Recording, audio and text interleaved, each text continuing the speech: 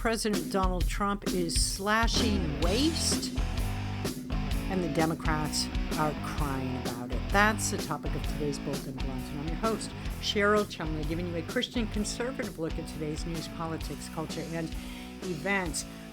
Listen to this headline, Vanity Fair. Donald Trump seems A-OK with Americans feeling economic pain. Let me read you a little bit from this story that was just posted. The president's simmering trade war with Canada and Mexico could trigger widespread sticker shock, but don't worry, he posted over social media, Vanity Fair writes. It will all be worth the price that must be paid.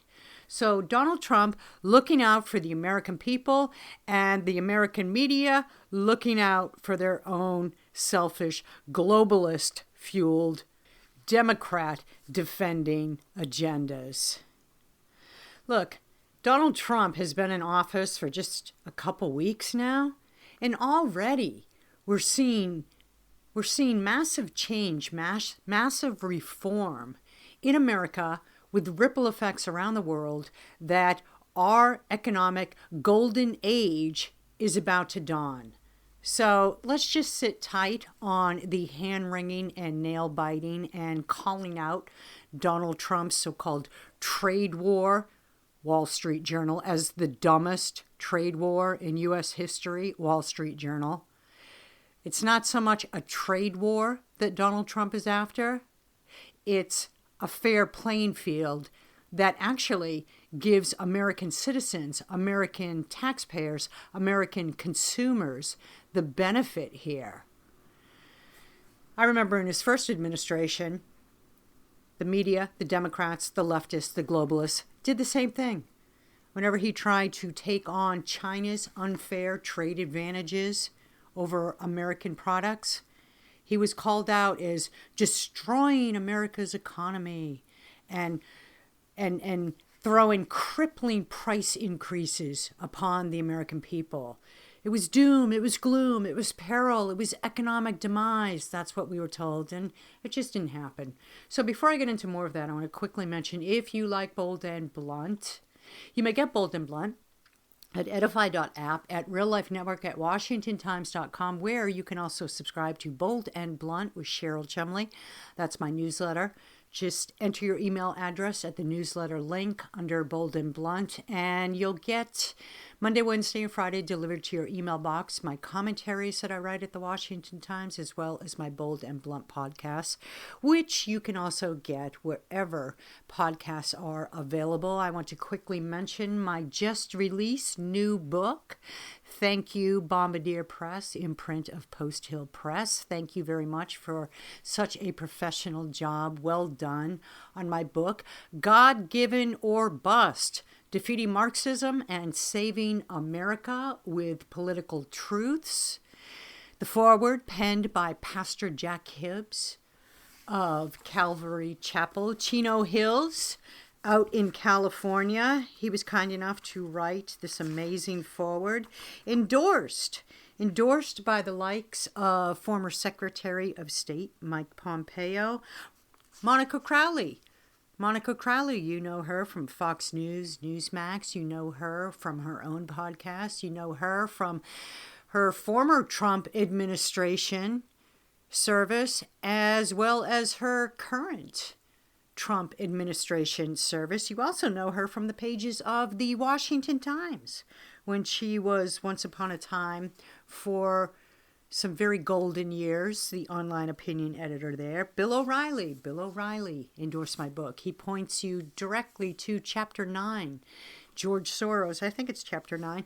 Chapter 9, the George Soros media buyout, right? The media buyout by George Soros that has really led America to these times where Americans are most distrustful of their members of the media, which actually you ought to be. You ought to be distrustful. You ought to be skeptics when you hear things on the news, and anything interesting or intriguing that pops up, it should just prompt you to do your own deep dive, do your own research, do your own investigations to find out truth from myth. But I want to go back to this Vanity Fair piece because just the headline alone, come on. Donald Trump seems A-okay with Americans feeling economic pain. Really? Is that what Donald Trump, is that what he said? Is that what he meant? Is that remotely anything like his meaning with putting that message out on his social media? Will there be some pain? Donald Trump wrote, yes, maybe, and maybe not. But we will make America great again, and it will all be worth the price that must be paid. Look, the question is, do we want to keep going down this road where we give cushy benefits to foreign governments and foreign economies to do business with America at Americans' own expense? Or do we want to reverse that and, hey, here's an idea, here's a thought. Let's put the American citizen first on economic wheelings and dealings that take place at the federal level. I mean, it's common sense, right? And so, yeah, there's going to be an adjustment period, right? There's going to be a standoff period. There's going to be a period where other economies of the world might challenge Donald Trump, but they're going to fold in the end. Look how fast Canada, Mexico, right? All of a sudden they want to enforce borders. All of a sudden they care.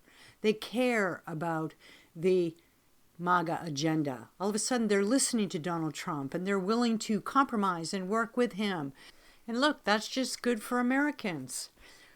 It's just so hard for me to wrap my head around the idea that any politician, no matter your political leanings in America, where you have to take an oath to the Constitution to uphold the Constitution and to put America first, meaning American citizens first, it's so hard for me to grasp a hold of the idea of any politician opposing economic agendas and even foreign policy agendas from the executive branch, the White House, that put America first. I mean, if you want to help out those of other nations, if you want to help out the poor, the poverty-stricken, those suffering in other nations, why not dig into your own pocket and offer up some charity, right? Plenty of Americans already do that. We are the most charitable nation in the world. And that's just a fact. And it's not just individuals. It's our nonprofit organizations. And it's our business class. It's our corporate world. The corporate world that the Democrats like to condemn and destroy if possible. Well, corporations give quite a bit of money to charitable endeavors overseas. And so don't individuals, which makes it all the more telling when you hear people decry the idea of re-examining agencies like USAID for waste and corruption, which we know has been ongoing for decades and decades. Like, just look at USAID. The Heritage Foundation reported 30 years ago, decades ago, that USAID was filled with waste and mismanagement and corruption, and it ought to be shuttered. Or at the very least, it ought to be deeply investigated for its corrupt wastefulness. So here we are under Donald Trump's administration, and now he actually wants to do something about what's been widely reported, widely known, and widely recognized for decades. And all of a sudden, he's the one that wants to, as I've seen some on social media say, kill children. People around the world will die if USAID is disbanded. Really? Or Ilhan Omar, did you catch that press conference that she just went off the rails about President Trump's look-see into USAID corruption and just started talking about the Constitution and it's not Donald Trump's job and yada yada and the power The power, she said, was with the lawmakers. The power of the purse. Suddenly, all of a sudden, and suddenly, she wants the lawmakers on Capitol Hill to grab hold of the power of the purse, the same power they had under Joe Biden that, Democrats so blithely ignored. Just let him write executive order after executive order and send money to Ukraine here and there and there and here. And what?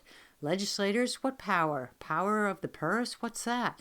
Now all of a sudden, Ilhan Omar gets all constitutional, as if she's ever read that document, and talks about the power of the purse and the lawmakers, and Donald Trump she didn't use this language. At least I don't think she did, because I stopped listening halfway through. It's just ridiculous. But I don't think she used this language, but Donald Trump's going to kill children and kill people around the world. That particular angle came from social media. The trolls and the uninformed and the ignorant and those who really, they're in other nations. They're not even Americans. And they go on social media and they decry what this government under Donald Trump does or does not do. And they pretend as if they have an understanding of what our Democratic Republic is supposed to do rightfully, and the rightful roles of our political class and so forth. And they just create this hysteria on social media that people like Ilhan Omar can then latch onto and claim that the people are speaking, the people are outraged. Well, what people? What people? Anyhow, back to waste in government and Donald Trump's attempt to clean it up. All good for America, all great for American citizens. And the fear-mongering about what this means for those around the world who have been living off the taxpayer charitable dime, and not even dime, billions of dollars, which would be billions and billions of dimes if you do the math. The fear-mongering, totally unjustified. It's about time America's economic leaders put America first. And not just the economic leaders, right? Because there are many ways to bolster an economy, and it doesn't necessarily have to do directly with the buying and selling of products. You can have a large impact on our economy through foreign affairs, right? And the Heritage Foundation pointed this out in an excellent analysis just a few days ago. I'm just going to read the key takeaways, and then I want to get to my guest, who is so educated on all these topics. Anyhow, from the Heritage Foundation, first on the table for Donald Trump's foreign policy in the upcoming administration, the key takeaways, Heritage writes, first is killing the Green New Deal, a completely unrealistic, unachievable policy that only benefited America's enemies, China, right? As it killed America's economy. That last is my addition. Key takeaway number 2. Trump is putting an end to America's endless bankrolling of other countries, Ukraine, maybe, perhaps, right? Demanding instead that those countries step up and start pulling their own weight. What a concept. Gasp, shock, awe, other countries pulling their own weight? Wow, this is a new America. And key takeaway number 3, all told, Trump's foreign policy sends the message that America's back and better than ever. Friends should step up and enemies should watch out. That's the message Canada and Mexico took to heart. Colombia quickly took it to heart. Now let's get China on board, right? Because the tariffs aren't so much about the economy all the time as they are about recognizing America as the exceptional nation it is and giving us the due respect, right? Giving us the respect that we deserve on the world stage. We are, after all, number one. We are, after all, America, the exceptional. So my guest today, Bill Walton, he has a variety of skill sets in his background. Just go to his Twitter feed and you can see them all summed up, but they don't do any justice. Former New York Stock Exchange CEO, vice chairman of CPAC, member American Mensa, kind of impressive, right? Podcast host, worked in Trump's transition team. Honestly, just go to the Bill Walton Show. That's WALTON, thebillwaltonshow.com, and click on the About section. You'll see all his business, real estate, movie making background, as well as a great photo. That's a good photo of you, Bill. But he's here right now to talk about all that's taking place with the Trump administration and the pushback against the economic policies and the foreign affairs policies that Trump is advocating and bringing to fruition right now. Bill Walton, I want to thank you so much for being on Bold and Blunt. So great to have you here. Well, thanks for having me. I've been following you for a long time, and I'm delighted to get together to talk. Oh, that's so nice. Thank you. And I am just so interested in your response to the Wall Street Journal's recent editorials calling out Donald Trump for kicking off the dumbest trade war in American history. What do you have to say about that? Well, can I be of two minds about it? I think yes. if it's purely about trade, I think it is a dumb trade war. But Trump's also been saying an awful lot about how he's using tariffs as a weapon to get people to do other things besides trade matters. And we saw that with the country refusing to take criminals back, and he slapped some tariffs on them. Within 6 hours, they changed their mind, and that opened it up. And I think with Canada and Mexico, fentanyl is high on the list. And so if that's the case, this is not a trade war. But having said that, he's very interested in bringing manufacturing back to the United States. And I still think he resents seeing automobile plants, and specifically in Mexico and others in Canada, that left the United States to set up shop there. And so he's echoing a lot of what he did with Bob Lighthizer, who was his trade representative last time around, to try to bring American manufacturing back. Now, the Journal points out that, hey guys, this is complicated because they've been making cars in all three countries with parts going back and forth borders, and it's going to be tough to unwind. It's not a simple thing about just picking up your plant and moving it from Mexico back to the United States. So this one's got to be a TBD. But if it is just a trade war, 25% on Mexico and Canada. I think there are better ways to do that.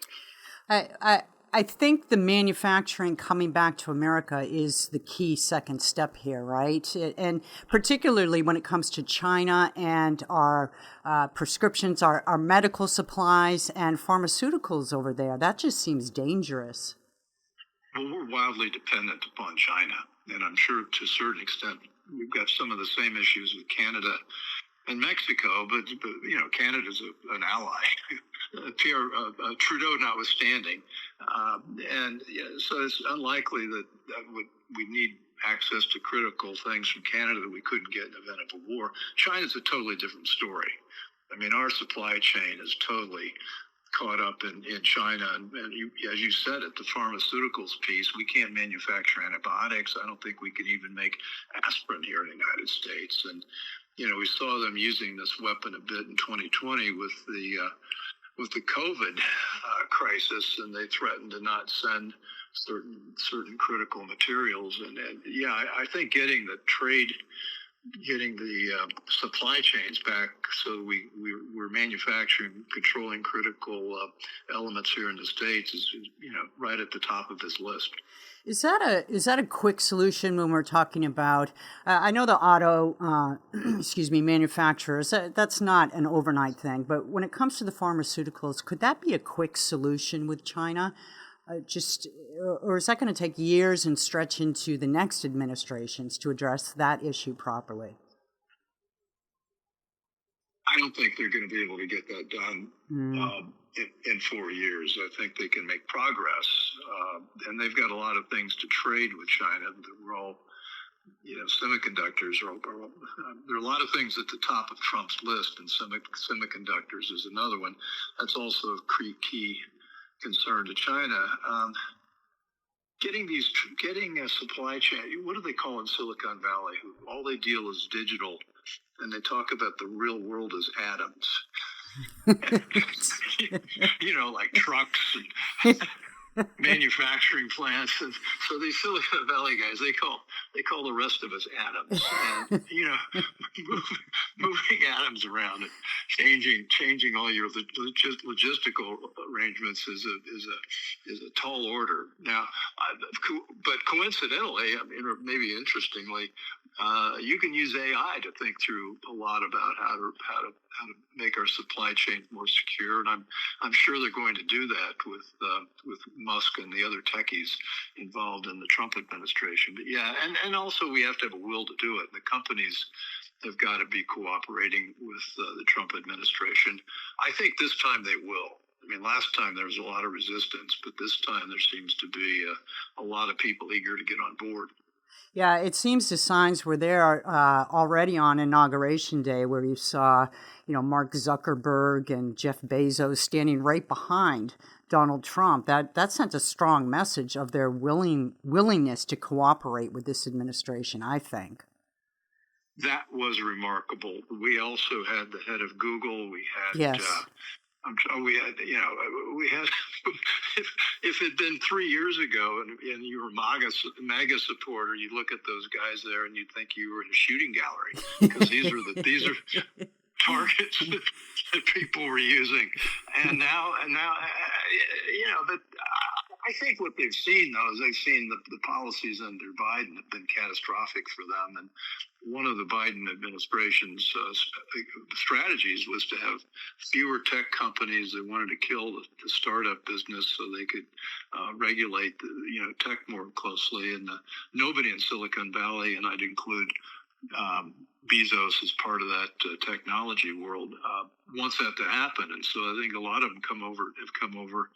A lot of them are libertarians, and they've come over to the Trump side. They're also pragmatic. I mean, yes. they see a big opportunity to work here. I mean,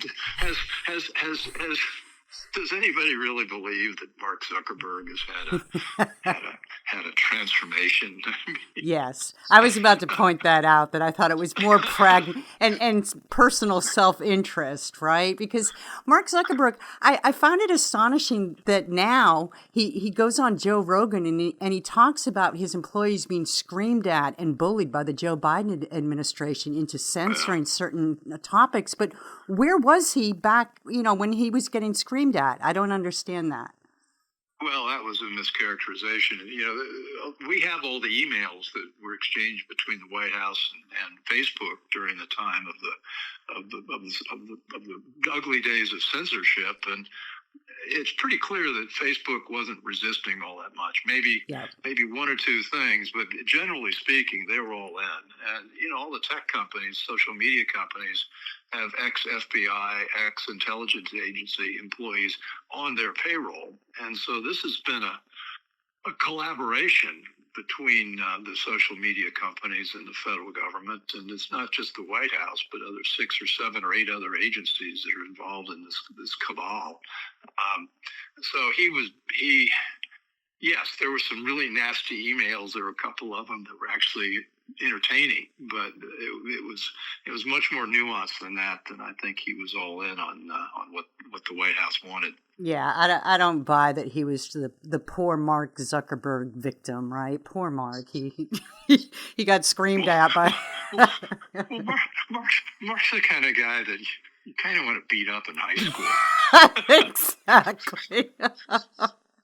And then he grows up to be a genius and is the richest guy in the world. So that's the way a lot of them were in high school. I think you just said the quiet part out loud, Bill. But, so let's segue into what's going on with the Trump administration with the pause in the federal grants, and the left is so up in arms about this, and even some on the right. What do you say about it? Is it a positive thing for Americans, or is it going to come back to bite us? I think it's positive, and there are parts of it that will come back to bite us because, Trump, it's unbelievable how much he has come out of the box full force on all fronts. It's like he's fighting a war on 95 or 100 or 1,000 different fronts, and he's got the left totally back on their heels. But the memo that came out last Monday, it wasn't drafted as carefully as it should have been. It came out of OMB. We don't have Russ vote installed yet, so I think probably there's going to be a more careful version of that comes out later on. But there, it's worse than the memo from the left's perspective. I mean, Elon Musk has turned out to basically using the Twitter playbook on the federal government. Yeah. And he's got and it's interesting because they've got all these tech people from that world and on his team, and they look at business processes and organizational processes very differently than the federal government does. I mean, the federal government's basically a 19th century technology. I mean, it's a bunch of desks and people and paper. I mean, they've got some systems, but they're very antiquated. And if you start out with asking yourself, what's the service we want to deliver as a government agent to the American people, the right answer might not be we need 5,000 people. The right answer might be we need 1,000 people and some really good information systems, and we can deliver a better result. And I believe that's the way they're looking at it. And it's shock and awe. Yes, it is. If you're and they've been the government buildings, the federal buildings in D.C. are empty. I mean, they've been working at home since 2020. Yep. And of course, he's ordered them all back at the office. I think they were supposed to report today. I think today's February 3rd. I think that's their. I don't know when report date is. So there's certain people that don't want to go back in. They're going to accept a buyout. And there's lawyers that are saying you can't accept the language in the buyout. And that's where I think it's going to have to be lawyered a bit before that particular piece gets sorted out. You made an insightful remark about talking about Trump sort of being on the offense, right? Which is unusual for Republicans for any length of time, it seems. It seems like we're always playing defense. We're always off guard with things happening. And the way Trump is coming to office with the people he's surrounding himself with, what's your characterization of Trump now versus Trump his first time around? Well, I don't really know it, but I was part of the Trump transition in 2016. I've headed up all the financial agencies. We were writing action plans. We had landing teams, and we're supposed to have everything in place when Trump is inaugurated. The problem is Trump's in New York. The transition teams are in Washington. Trump doesn't trust Washington or any of the people in it particularly. He comes down to Washington from New York with the Magnificent Seven, I suppose, and thinking he's gonna run the government with Steve Bannon, and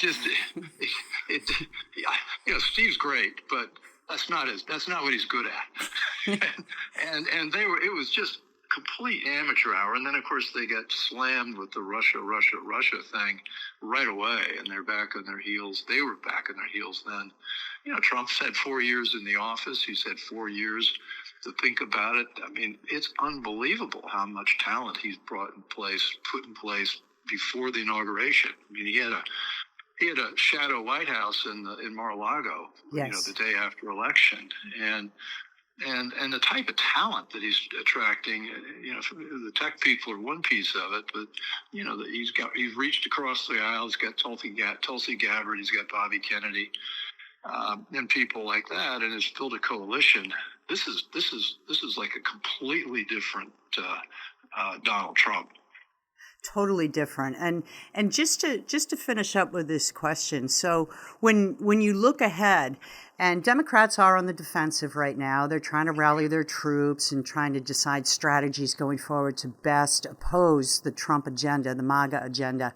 But do you see anything coming out in the next, I don't know, couple months, few months, another Russia collusion that will just totally dominate and put a halt to Donald Trump's agenda? No, I don't. But my prediction's as good as anybody else's. But I think this is different in that the Democrats are really they got crushed in this last election, and they don't show signs of having learned anything. They just appointed a new head of the DNC and vice chair of the DNC, and they're left of Leon Trotsky. I mean, they're still pushing. They're still pushing LGBT. They're still pushing open borders. They're still pushing, the climate agenda. And voters, those three items are about, if you give them a list of 25 things they care about, those are 23, 24, and 25. People care about the economy and closing the borders and not having their choices restricted by the climate agenda. So he's on the winning side of where most of America is. And so for them to... And he didn't occupy that high ground last time. His approval rating's now, 50%? Yeah. Which is the highest he's ever had. Of course, he's still the most unpopular president on day one of anybody. 50's low when you compare him to Kennedy or somebody like that. But, no, I think it's going to be very hard to come up with that, particularly because Trump understands the Justice Department. He's got the intelligence agencies. He's got a better beat on what they're capable of. And I think we've seen the playbook. And so the odds of something coming out of the blue, I mean, Trump's the most investigated man in world history. Yes. So the idea they're going to come up with something new, I don't see it. Yeah, maybe we really are entering a golden age, it's very optimistic if you're a conservative in America right now. Bill Walton, I want to thank you so much for being on Bold and Blunt. You're fascinating. Your background is amazing, and I appreciate the time you give. Thank you so much. Well, great. I love talking with you, and again, keep up what you're doing. You're right on point. Thank you. And that's another Bold and Blunt. Remember, if you like Bold and Blunt, you may get Bold and Blunt at Flippi.app, at Real Life Network, at WashingtonTimes.com, and of course, wherever podcasts are available. Tune in next time. Don't forget, stay blunt, stay bold. This is your before and after story. Prepare for an incredible career in nursing. At Southeastern College, experience expert hands-on training. Learn real-world skills in our professional lab and simulated settings. And train for opportunities as a practical nurse, registered nurse, or career advancement with our RN to BSN program. At Southeastern College, your future is bright. Visit sec.edu to get started.